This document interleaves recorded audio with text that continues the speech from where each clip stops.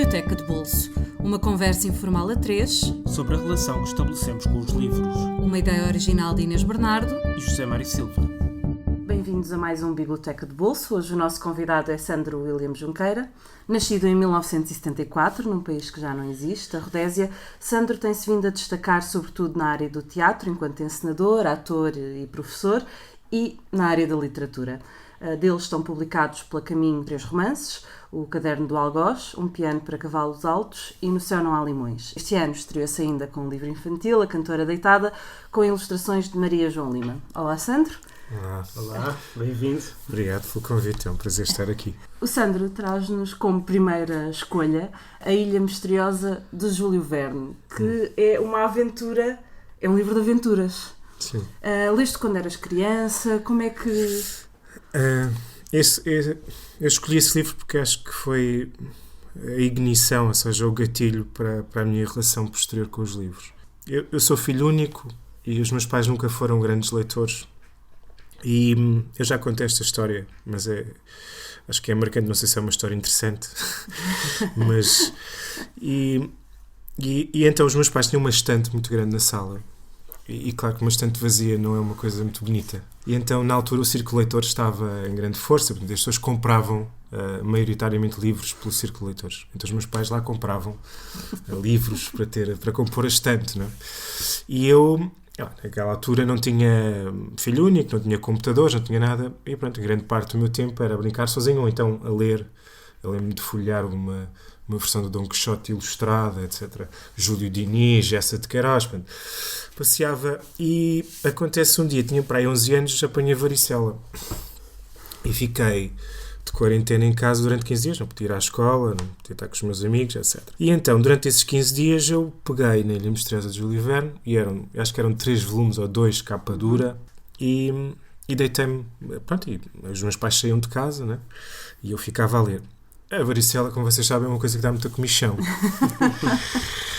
E o que é extraordinário nesta história é que durante esses 15 dias, portanto, os meus pais saíam os 2 de manhã, eu ficava sozinho, a minha mãe voltava à hora do almoço para me dar o almoço, e depois saía e regressavam os 2 ao final da tarde. O que é extraordinário nesta minha... Tinhas 8, 9 anos? Não, tinha 10, 11. 10, 11. E então, eu li os volumes todos durante esses 15 dias, e o que é extraordinário é que a comichão da varicela só me assaltava quando eu ouvia a chave na fechadura da porta e os meus pais entravam em casa. E era a altura que eu fechava o livro, ou seja, quando eu fechava o livro, a comichão, enquanto eu estava embrenhado no livro, ali eu percebo, ainda apesar de ter muito pouca idade, que a literatura os livros tinham qualquer coisa de muito forte e de muito misterioso. E pronto, e desde aí... A capacidade de nos tirar...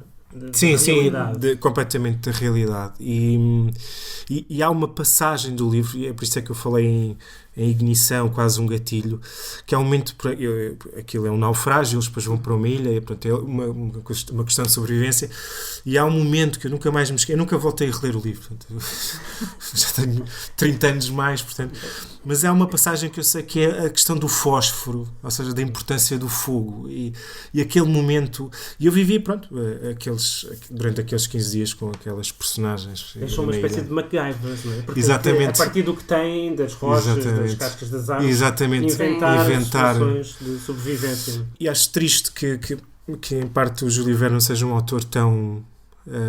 não é tão lido como deveria ser, e acho que, por exemplo, os mais jovens, muito poucos conhecem o Júlio Verne. Nós teremos sido talvez a última geração que leu o Júlio Verne como um todo, uma grande parte. A Viagem ao Centro da Terra é um livro extraordinário, ou A Volta ao Mundo em 80 dias. E pronto, e foi aquele livro que me ficou para sempre, ou seja, é quase um livrinho de, pronto, agora a partir daqui começa. E no resto da vida sentiste também que quando não estás a ler é que as cócegas, as comissões regressam, ou seja, a imersão na leitura permite de facto afastar das preocupações, das dores, da doença, do que for? Sim, há alguns livros que conseguem isso, outros não. Nem todos conseguem. Não, outros conseguem pôr-nos dentro da dor. Ou dar comichão, não é? Exato, ou dar-me comichão, a chamar a dor para mais de perto. O que é curioso é que, porque eu acho que a leitura de alguma forma está relacionada com uma doença, não é? E não, acho que não sou o caso único, há uma correlação direta. Mesmo o estado de euforia que por vezes a leitura Sim. provoca, febre. Exatamente, A ideia de exatamente. febre, não é? Aliás, agora falou-se da febre ferrante, porque de repente Sim, toda a sim, gente toda a gente começou- está a ler. tem Exato. aquela vontade imperiosa de o que é que vem a seguir, o que é que vem a seguir. Há uma espécie de febre. Exato. E então foi muito interessante esse livro para mim, e foi mesmo um ponto de partida. A partir daí comecei a ler com muito... Eu, por momentos, assustei-me, achei que estavas a falar dos livros de capa dura e da tua comichão. Comecei a achar que se calhar os livros serviram para coçar alguma comichão. Não, era só mesmo... E eu lembro E daí perfeitamente... ter sido importante. E eu ficava o dia todo a ler, portanto, ou seja, era mesmo, só fechava o livro quando eu via a chave. Na porta. E esses livros ainda existem, portanto... Sim, supostamente na casa dos meus pais, sim, ainda estão lá esses volumes do Júlio Verne. E não os recomendas, tu que és pai, não tiveste essa tentação de passar essa experiência ou tens uma concepção diferente de como os livros devem vir até nós? Não, eu falo sempre, quando estou com jovens, conto sempre esta história, porque eles acham graça, e falo sempre no Júlio Verne como autor a descobrir. Mas em relação ao meu filho, nesse caso sou um pai muito pouco ditador, no sentido que dou-lhe a liberdade. Ou seja, eu acho que, de alguma forma, eu penso que, como os meus pais não me fizeram isso, e eu descobri os livros por mim próprio, não sei, eu dou-lhe essa liberdade, ou seja, não imponho a leitura como uma obrigação. Se ele quiser ler, eu falo, obviamente, dos livros, mas não é isso, não é uma ditadura. Eu gostava que lesses, ou incentivo, mas não forçando. O Júlio Verne é claramente uma leitura de rapaz, não é? Sim. Ali nos 10, 12 anos, Sim. as aventuras, etc. O Idiota já presumo que tenha sido uma descoberta do Dostoiévski. Não sei se foi o primeiro Dostoiévski que tu leste, mas imagino já a adolescência, fim da adolescência. Já foi mais tarde, até foi mais tarde. É engraçado, eu fui lendo, mas o momento decisivo de assumir a literatura como uma coisa fundamental, e a leitura como uma coisa fundamental, e depois a escrita, vem muito tarde, ou seja, vem aos 20 e tal anos. Eu fui lendo, mas não, aos 20 e tal anos é que eu tomei mesmo a decisão, não, eu vou assumir isto a sério, e a partir daí comecei a ler tudo o que era do canon, e foi aí que me deparei com o Dostoiévski, e talvez o livro tenha tido esse impacto em mim, porque foi realmente o primeiro Dostoiévski, né? E eu acho que o Dostoiévski é aquele autor que transforma completamente, ou seja, tu sais do livro completamente diferente de como entraste. Tu sais do Dostoiévski sempre diferente de como entraste, né? E eu acho que o Dostoiévski é dos autores que foi mais longe e mais fundo no desnudar da alma humana e das nossas contradições e dualismos, e eu lembro-me que depois de ter lido esse livro, compreendi muito melhor a minha mãe. Foi uma coisa... Eu comecei a compreender melhor a minha mãe depois de ter lido O Idiota de Dostoiévski. Aliás, esse livro é muito... Compreender em que sentido? Havia coisas que para ti eram difíceis de aceitar, e passaram a ser mais compreensíveis. Tinha uma relação saudável com a minha mãe, mas havia partes da minha mãe que eu não conseguia descodificar, não conseguia perceber porquê. E depois de ter lido O Idiota, eu fiquei com uma... Ou seja, aquela ideia de que a literatura não nos torna melhores, mas pelo menos torna-nos mais lúcidos e mais conscientes dos outros, não é? E compreendi melhor a minha mãe, ou seja, algumas das coisas que me escapavam. Porque acho que aí, esse livro tem a Elizaveta Prokofyevna, que é a mãe das 3 irmãs, e são personagens fortíssimas, tanto também como as 3 irmãs, e é aquilo que eu digo, a passagem de um estado para o outro, ou seja, as personagens são eufóricas no momento, e como no momento seguinte estão depressivas, a chorar convulsivamente, e aparentemente que é uma coisa que isto não, mas isto é mesmo assim, e as pessoas são mesmo assim. Eu atrevo-me a dizer que o Dostoiévski foi mais longe que o Freud, até muito mais longe, E tu já escrevias quando leste o livro? Estava a começar a escrever. Estava a começar a escrever. E achas que afetou de alguma maneira a forma como tu crias os teus personagens? Digo isto porque, por exemplo, o idiota propriamente dito é a figura, e o Dostoiévski leva a cabo essa espécie de experiência que é o que é que pode acontecer a uma pessoa que é quase idealmente boa, pura, em confronto com a brutalidade do mundo, não é? Com a realidade. E obviamente há um atrito e o mundo tende a destruir tudo o que é bom. Sim. E isso acontece também muito nos teus próprios livros. Há personagens que são devoradas ou que quase tudo o que têm de melhor acaba por sofrer com o contacto com o mundo. Sim. Depois de ler o Idiota, eu fui ler o resto, né? Os Irmãos Karamazov, O Crime e o Castigo, Os Cadernos Subterrâneos. E é óbvio que o Dostoiévski para mim é um autor daqueles de base, mas não é consciente, ou seja, não é, eu acho que não passa no fundo. O teu estilo não tem nada a ver com sim. Não era por aí. É óbvio que a forma, o que me interessa explorar também foi aquilo que em parte o Dostoiévski fez, né? Que é isso, é perceber se o coração humano tem dentes ou não, e de que forma é que nós somos capazes do gesto mais belo e mais bonito, e 5 minutos depois do lance mais atroz e mais terrível. E nós temos esses dois lados, e é isso que me interessa explorar, é a condição humana, o coração humano, a alma humana. É isso que me interessa, são as pessoas. É o mais esgotável dos temas para a literatura. Sim. Não é? E então o Idiota foi mesmo um grande estalo, e virou-me a cabeça do avesso, e depois comecei a olhar para o mundo de outra forma, claramente, e comecei a olhar para as pessoas de outra forma também.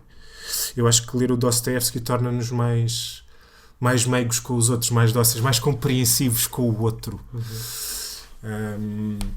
E é isso.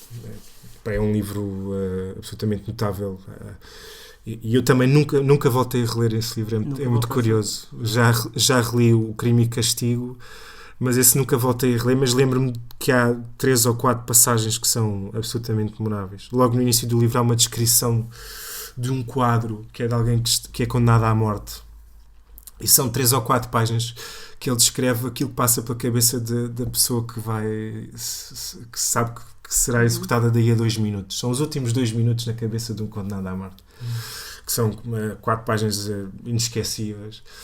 Há um momento também eu sei que há uma lareira, há o fogo, e depois há uma questão com dinheiro, ou seja, houve ali uma confusão qualquer para alguém ficar com o dinheiro, depois uma das personagens fica com o dinheiro, mas depois de ficar com o dinheiro, depois de ter lutado bravamente para tê-lo conseguido, depois atirou o dinheiro todo para a fogueira, e a fogueira come o dinheiro. E depois há uma personagem que não é das principais, mas que marcou, que é um Tizi, que eu agora não me lembro o nome dele, e que escreve uma carta de suicídio para os amigos todos, e depois aquilo vai ser um suicídio, portanto ele vai se suicidar à frente dos amigos, né? E depois ele não consegue, e depois ele é ridicularizado por todos. Curioso que o que tu guardas na memória são cenas fortes, particularmente fortes, sim. que é uma coisa que tu também nos teus livros, se há coisa que os teus livros têm, são muitas cenas muito fortes. Tu gostavas que, por exemplo, pessoas que leram os teus livros foram publicados há menos tempo do que tu leste há 20 anos, mais ou menos, este livro, e os teus livros foram publicados há menos tempo. Mas gostavas que os teus leitores, mesmo que não relessem os teus livros, também se lembrassem, como tu te lembras assim, de certas cenas? Obviamente. Obviamente. Não, é muito curioso tu dizes isso, porque eu acho que sim, que os meus livros são essa sucessão sempre de momentos e de quadros sempre muito... Quando eu falo com alguém que tenha lido, por exemplo, o Piano para Cavalos Altos, sei lá, a sequência da urina, da dificuldade de urinar de um dos personagens, ou a questão das empadas e de que é que elas são feitas, que não vamos dizer o que é. São coisas que e há flashes e há imagens, até muitas vezes cenas muito violentas, de violência física entre as personagens, que as pessoas claramente são uma espécie de clarões que as pessoas guardaram dos livros. Agora, um livro que não te deixe clarões... Sim, não, é um livro que me passou completamente ao lado. É um livro que não te tirou não as provocou comissões, nada, não é? não me provocou, não. Eu acho que o bom livro é aquele que tem que não só mexer com a cabeça, mas mexer com o corpo. Ou seja, fisicamente tem que haver uma manifestação qualquer. O livro tem que te provocar qualquer coisa. E o bom livro é aquele ou que nos faz levantar a cabeça, ou que nos faz remexer, ou que nos faz... estaladão, não é? Exatamente, ou que nos dá socos, ou que tu... Tem que deixar notas negras. Sim, tem que me deixar coxo. Eu gosto de livros que me dão porrada, no fundo é isso. E leste O Idiota quando começaste a escrever, e quando é que aparece O Estrangeiro? Mais tarde, ao mesmo tempo? Eu acho que O Estrangeiro até foi mais cedo. Eu li uma primeira vez O Estrangeiro... Talvez de tipo de leitores? Sim. Não, mas já aí com 19, 20 anos talvez. Mas é dos livros que eu regressei mais vezes. Ou seja, já é a quarta ou quinta vez. Eu já li umas 4 ou 5 vezes. É muito mais curto, é mais fácil reler O Estrangeiro do que O Idiota, não é? Mas eu não consigo precisar se foi antes, se foi depois. Não consigo precisar. Mas sei que me deixou uma marca... É engraçado, porque deixou uma marca forte. Mas é daqueles livros que... À medida que eu fui envelhecendo, que eu fui ganhando de idade... O livro ganhou outra dimensão dentro de mim. Aliás, eu acho que a cada vez que leio, o livro ainda é melhor e o livro ainda me dá mais coisas. Não é? Depois também é essa coisa, que é os livros crescerem dentro de nós. Sim. Que na altura podemos achar que não tem a dimensão que tem e de repente começam a crescer. Eu ando muito em releituras, mas nem em todos os livros isso acontece. Ou seja, há aqueles livros que tens aquele... Tens aquele impacto inicial e depois voltas a reler afinal, mas porque é que eu achei isto tão interessante? Que é aquele momento, é aquele instante. No caso do Estrangeiro, não. Eu acho que o caso do Estrangeiro é mesmo o livro que eu poderia ler 30, 40, 50 vezes e dessas 30, 40, 50 vezes o livro vai ficando cada vez maior e cada vez mais lúcido. E vai cada vez mais longe. E no que provoca em mim também. Ou seja, eu acho que o Camus conseguiu um feito extraordinário, que é isso que tu disseste, uma coisa muito pequenina, muito condensada. E ele foi, talvez agora pensando outro autor que tenha ido também tão longe, talvez tenha sido o Beckett, na questão do quão ridículo é a nossa existência, de que isto não faz sentido absolutamente nenhum. E talvez por isso, é por ser um livro que talvez exija alguma maturidade, já teres passado alguma coisa com 20 anos, se calhar não, aquilo houve coisas boas, mas não me ficou. Mas o que é que achas que é diferente hoje na leitura que fazes do livro do que foi nesse primeiro contacto? É isso, é a profundidade das coisas. Se calhar na primeira leitura foi só a história. Factos, sim, a história, a narrativa, a maneira como aquela personagem é. Agora não, agora já não estou tão preocupado com... Aliás, porque conheço a história, mas há outras coisas. E o livro está cheio disso. É pequenos detalhes que têm uma força extraordinária. E há uma coisa no livro muito curiosa, eu gostava de falar nisso, né? Que é uma das minhas lutas com os meus livros, que é os meus livros não têm tanto tempo, não têm um espaço físico nomeado, etc. Mas têm uma coisa, que é a questão climática, ou seja, a estação do ano, se está a chover, se é primavera, se é verão muito quente, se é inverno, se é outono. E de alguma forma a questão climática é muito importante na influência e no influenciar das personagens, do comportamento das personagens, né? Eu acho que isto é um grande problema dos homens, né? de olharem para a natureza e de muitas vezes menosprezarem o poder que a natureza tem sobre nós, né? E da influência que ela tem. E a questão climática também... No Estrangeiro, aquele sol... Exatamente. Aquele sol... E o suor é uma coisa, para os olhos, é uma coisa extraordinária, que é desde o início do livro está sempre lá, que estava mesmo muita luz. Sim, o calor, e depois aquilo com a canícula. Sim, e aquilo, e vemos o Meursault a ficar prostrado, e o calor, e depois parece que dissolve os personagens e depois, também, e quando ele regressa já depois do enterro também ele fica lá aquele domingo, mas depois está muito calor, depois ele fica deitado e só abre a persiana assim ao fim da tarde para ver, né? E depois há a questão de que quando ele dá o tiro no outro, ele diz ao juiz, foi por causa do sol, foi por causa do sol. E isso é extraordinário. Achas que não poderia ter acontecido em Estocolmo? Não, definitivamente não. Não, definitivamente não.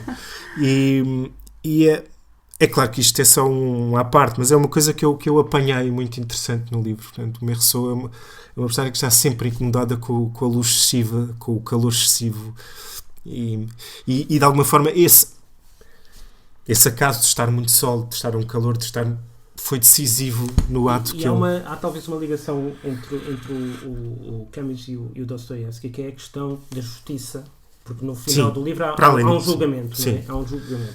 E como é que nós fazemos isto de julgar outro homem?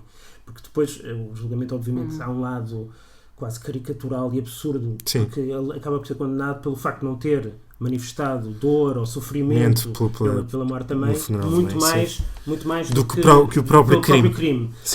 No fundo, o que choca o juiz e as pessoas é o ele não ter manifestado emoções perante a morte da mãe.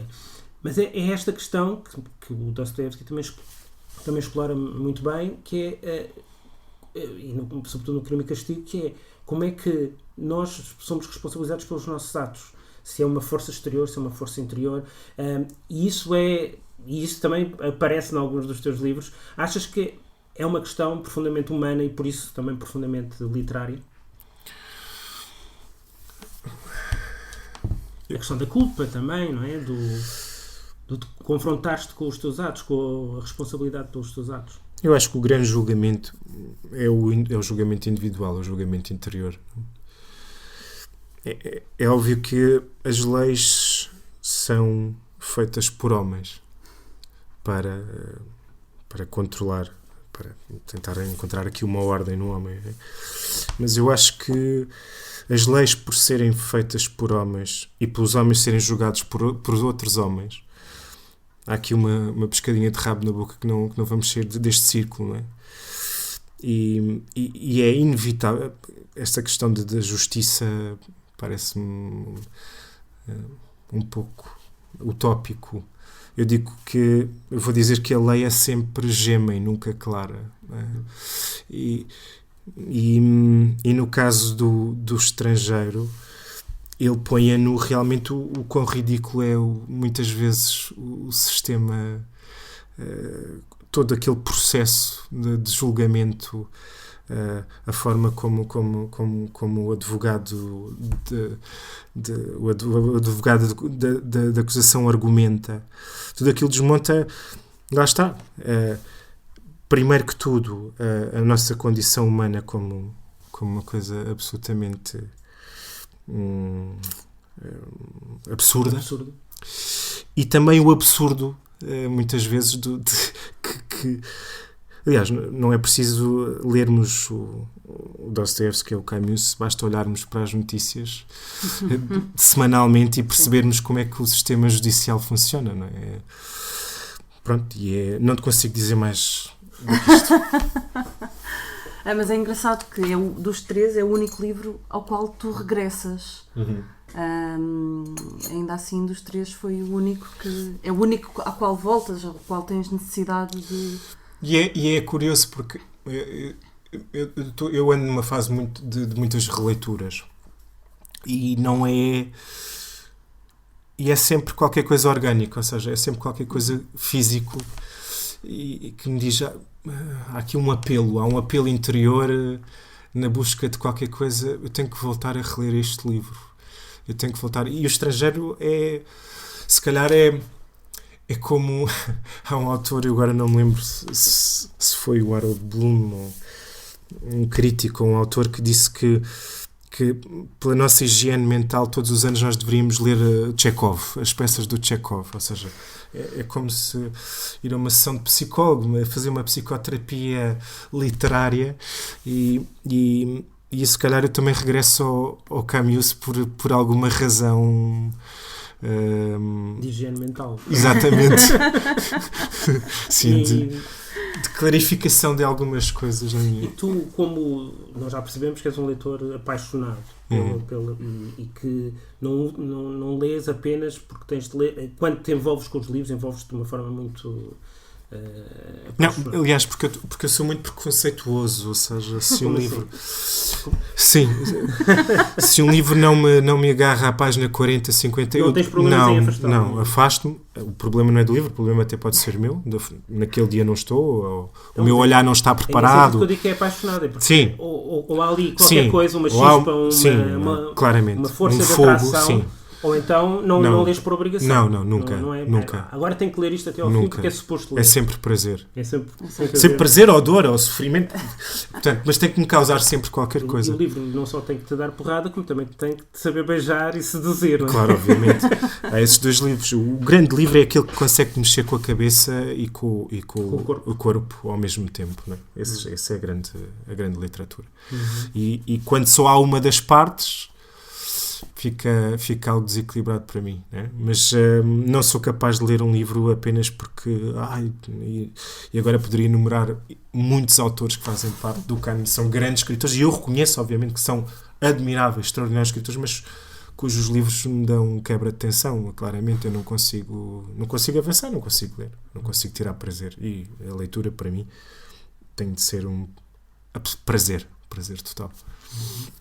Obrigada, Sandro. Já está? Já está. Passou no instantinho, não é? Passou no instantinho. De mencionar que infelizmente o Circo de Leitores já não tem a Ilha Misteriosa disponível.